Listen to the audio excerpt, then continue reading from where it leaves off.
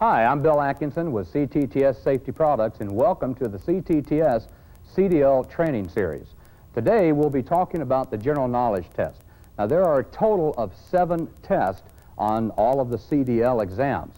Which one you'll have to take is determined by the equipment that you operate and the type of products that you haul. But all drivers or applicants for a CDL license must take the general knowledge test. Now, we'll be using as our text the CTTS CDL study manual. Our recommendation is that you use this study manual and follow along with this training program. What you'll find is throughout the manual, whenever you see anything written in bold, capital letters, and underlined, that is the answer to a test question. So it makes studying much more easy. The proper way to study for the CDL test is to read the manual first, then watch this program and follow along as we go through the test questions and the answers. And then when we've completed this training program and you've watched it in its entirety, then go to the back of the CDL study manual and take the final examinations. That's the easiest way to learn and to pass the CDL test the first time.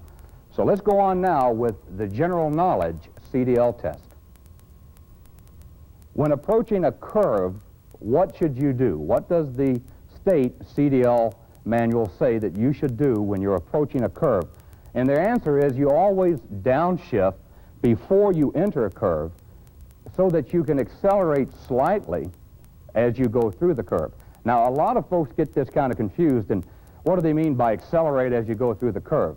You don't want to accelerate rapidly.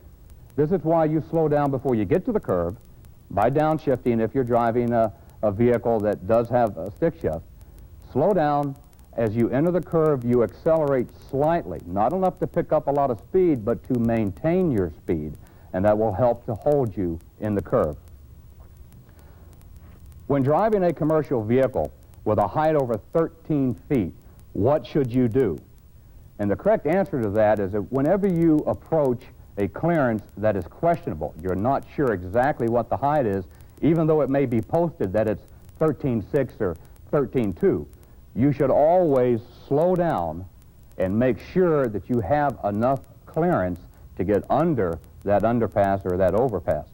Now, another question that may appear on the test is it possible for the height of the truck to change?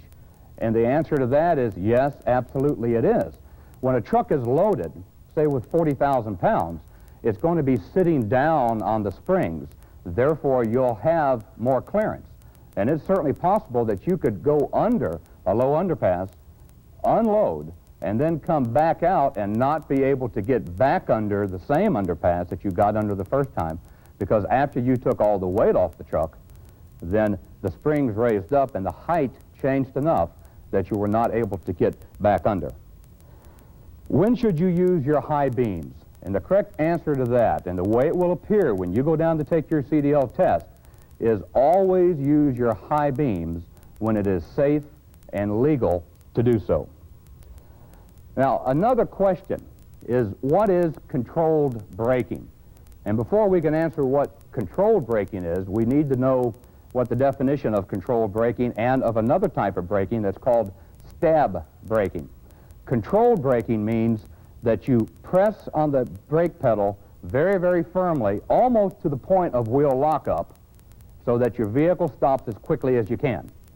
That's as opposed to normal braking, where you just normally brake the vehicle.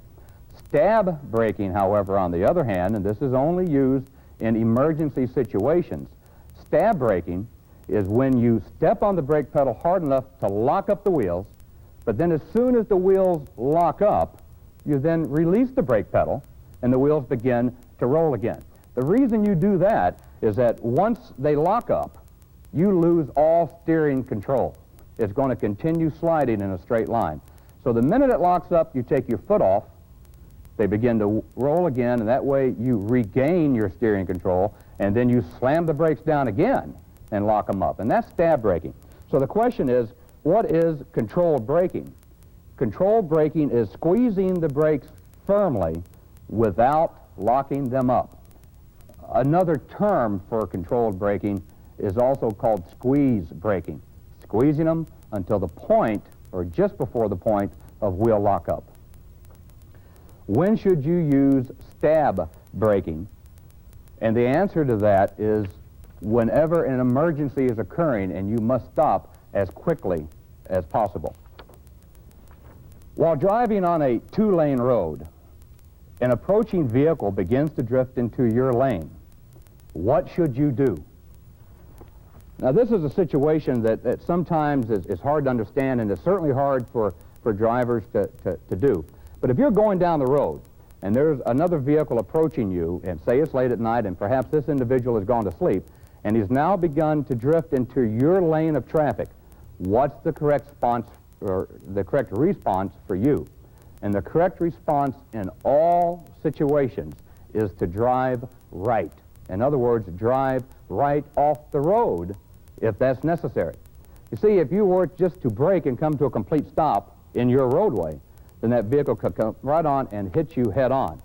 If you were to go left, because now he's out of his lane and he's into your lane, what can happen if your luck is anything like mine is that he's going to wake up and then he'll swerve back into his lane, and then you, again, have a head-on collision. What if there's an oak tree sitting over there to the right, and you know that if you go ahead and swerve right to avoid hitting this vehicle that's coming at you head-on, you're going to hit the oak tree?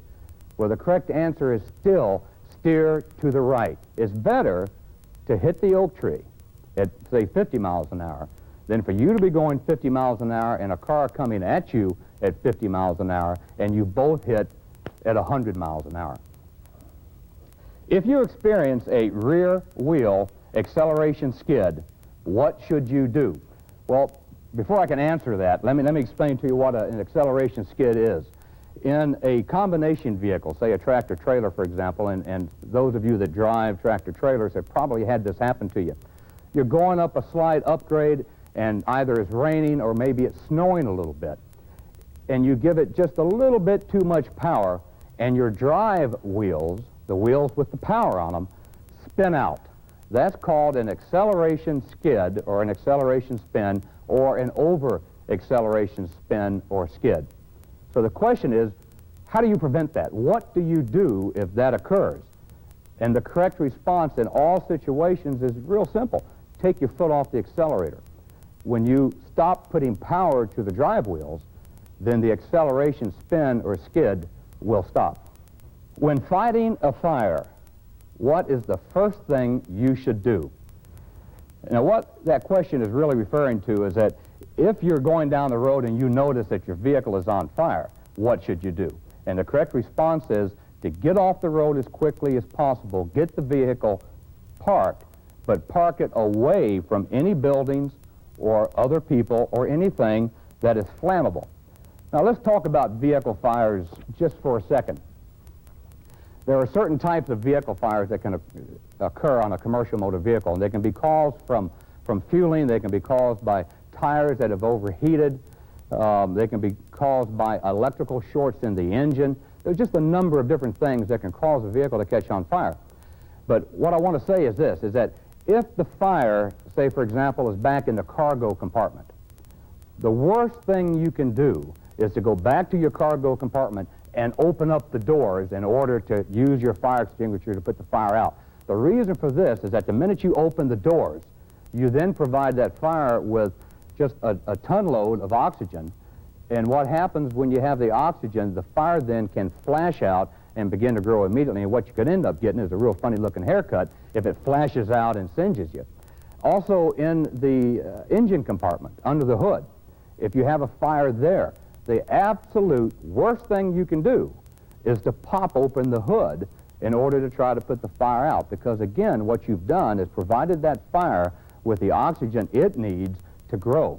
And again, it can flash out and cause a lot of damage. The best thing to do in that situation is simply get your fire extinguisher and squirt it through the radiator. That may help to extinguish the fire, but keep it from exploding because you provided oxygen to it. Next question is, many truck fires are started by what? And the answers they have here are A, improper fueling, B, loose fuel connections, C, shorts in the electrical system, or D, all of the above. And of course the correct answer is D, all of the above. But don't forget about a tire fire. If you get a tire fire, it's one of the most difficult fires to put out because it burns at such a tremendously high heat. They can be caused because the tire went flat and you continued to run on it, or dual wheels that are touching. And about the only thing you can do is park it, get off the roadway, keep it away from anything flammable, from people or any buildings, and then attempt to put the fire out with your fire extinguisher if you can, or to remove the tire and place it a safe distance away from the truck or anything else. Now, when exiting or entering on a curved freeway ramp, what is the correct speed that you should be at in a commercial motor vehicle? The correct answer here is always be under whatever the posted speed limit is by at least 5 to 10 miles an hour. The reason for that is that all of the posted speed limits that you see on curves are standardized for automobiles, not commercial vehicles that have a high center of gravity. So always be under the posted speed limit, 5 to 10 miles an hour.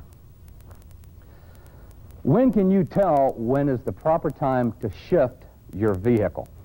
A, the speedometer can tell you when to do it. Or B, the tachometer can tell you when. Or engine sound can tell you when. Or all of the above. And the correct answer is all of the above. The tachometer will tell you what RPMs you're at, and you should know about when you want to shift the vehicle at certain RPMs. But also the engine sound to an experienced driver will tell him when he needs to shift. And also the speedometer, because an experienced driver driving the same vehicle knows what speed ranges he can get out of each gear shift. The correct way to hold a steering wheel is what?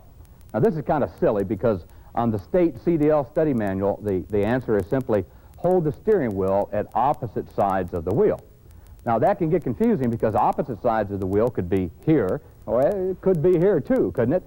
The correct answer is hold the steering wheel on the opposite side of the wheel at a 3 o'clock and a 9 o'clock position. That way that gives you the best steering ability.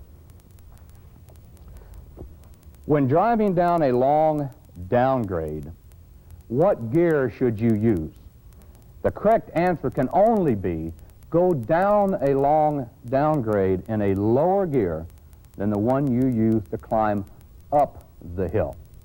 Now this is a little confusing and I can't tell you what gear that should be.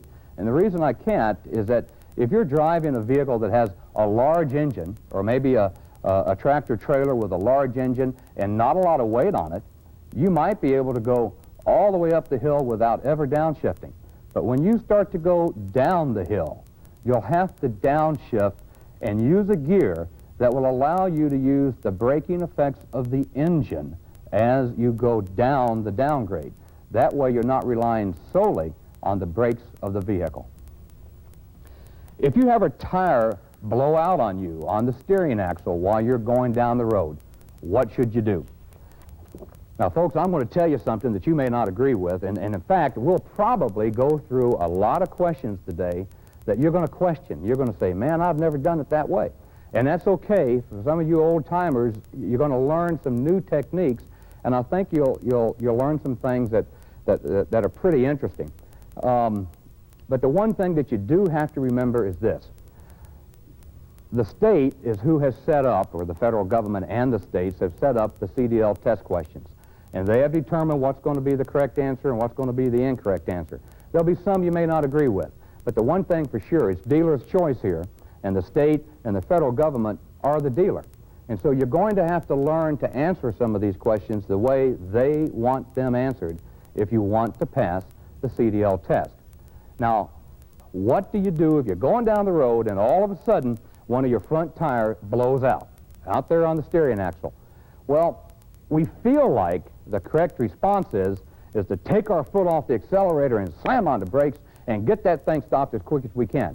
But that is absolutely the worst thing you can do. And now let me explain why. There's a law of science that says that any object moving in one direction wants to continue to move in that same direction until a force of equal or greater value will pull it into another direction. So if you're going down the road like this, and you're going, say, 50 miles an hour, and your front tire blows out, you had a force very large going straight, and now you have another force that begins to pull you in another direction. But the force going straight is still the larger force. Well, the minute you take your foot off the accelerator, then the forward force gets smaller and the sideward force gets bigger. If you slam on the brakes, then the forward force stops and the force to the side jumps and it becomes huge and it will pull the vehicle that way. So in the event of a front tire blowout, the absolute only action that is correct, and this is the safest thing to do, is to accelerate. Press the accelerator all the way to the floor if you're driving a commercial vehicle. Commercial vehicles don't have passing gear, so you're not going to kick it into passing gear. All you're going to do is make sure that you keep your vehicle going straight and keep that force that wants to pull it to the side as small as possible. So what you want to do is accelerate. Press the accelerator all the way to the floor, and then grip the wheel firmly, and you've got it under control. Once you have it under control and you can keep it straight, then simply take your foot off the accelerator, but don't brake. Wait until you get down to about 20 or 25 miles an hour, and then begin to brake softly, and then pull over to the right and get the vehicle off of the roadway into a safe place. On wet roads, how much should you reduce your speed from whatever the posted speed limit is? And the correct answer here is by 1/3. If the speed limit is 50 miles an hour, and that 50 miles an hour is for dry roads under ideal conditions, then you'll want to reduce that by 1/3 when it begins to rain. What about if it begins to snow, though? If the roads begin to get snow covered, you have to then reduce your speed down to at least half of whatever the posted speed limit is. And what about icy roads? Well, once you begin to experience icing conditions, there's no way that you can get the proper amount of traction in any kind of vehicle, so the correct speed then is 0. In other words, pull off the road at your first opportunity and park the vehicle in a safe place. Okay, we have to get into a formula here, so I'll ask the question, and I want to draw this out for you so that you can understand it, because it does get a little confusing. You are driving a 40-foot long vehicle at 50 miles per hour. The safe following distance is how many seconds? Now, the correct answer to that is 5 seconds. But let me show you how we arrive at that.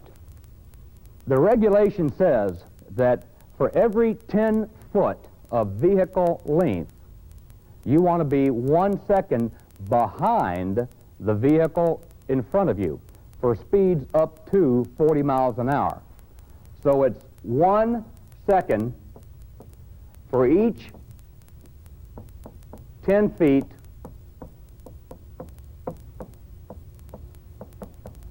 of vehicle length for speeds up to 40 miles per hour.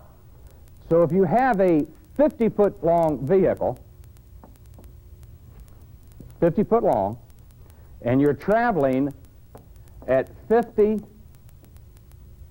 miles per hour, then at 1 second for every 10 foot, we know that would mean 5 seconds. But since we went over the 40 miles an hour, we must add 1 second to it. So in this case, we would be behind the vehicle in front of us by at least 6 seconds. If we were only traveling 40 miles an hour, we would not add the 1 second. Therefore, 5 seconds is how far we would be behind the vehicle in front of us.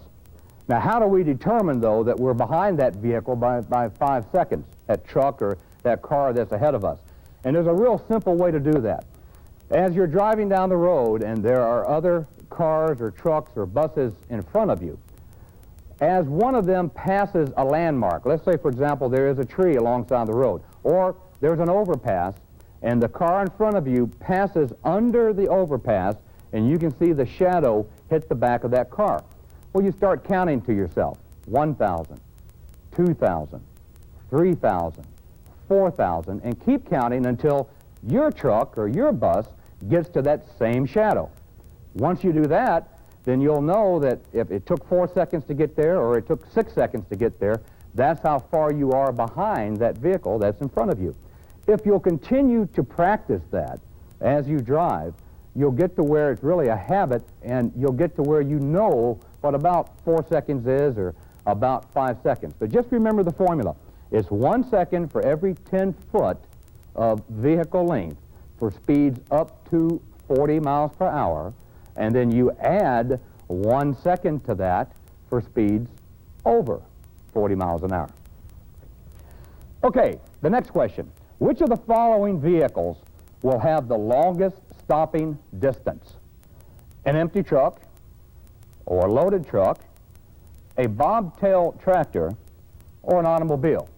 Now, the correct answer is a bobtail tractor, but so that we all know what we're talking about here, we're saying it out of the same hymn book, let me explain to you what a bobtail tractor is. A bobtail tractor is a tractor that is not pulling a trailer.